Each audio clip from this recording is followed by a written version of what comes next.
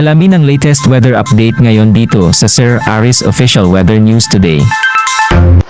Makikita natin dito sa ating latest satellite images na itong nakakapal na kaulapan na patuloy na umiiraw sa silang bahagi ng ating bansa ay ang patuloy na epekto ng shoreline ay salubungan ng mainit at malamig na hangin. Sa kasalukuyan, itong shoreline nakakaapekto sa malaking bahagi ng Southern Luzon at sa Visayas. And for the next 24 hours, asahan natin itong maulap na kalangitan na may mga kalat-kalat na pagulan, pagkulog at pagkidlat dito sa buong Visayas, pati na rin dito sa area ng Bicol Region, buong Mimaropa, Quezon Province, pati na rin sa mga lalawigan ng Laguna, Batangas, at sa buong eastern section ng Mindanao sa mga regions ng Caraga, Davao Region, pati na rin dito sa Northern Mindanao. So malaking bahagi ng southern portion ng ating bansa makakaranas ng mga pagulan kadala ng shoreline.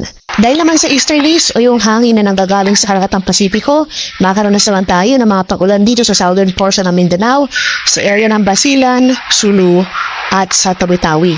Bahagi ng Northern and Central Luzon, particular dito sa area ng Cagayan Valley, Cordillera, at sa lalawigan ng Aurora, makakaranas rin tayo ng makaulapan at pagulan na dala ng hanging amihan. For Metro Manila and the rest of the country, makakaranas tayo ng maliwala sa panahon, may chance sa no light rains o pagkambon.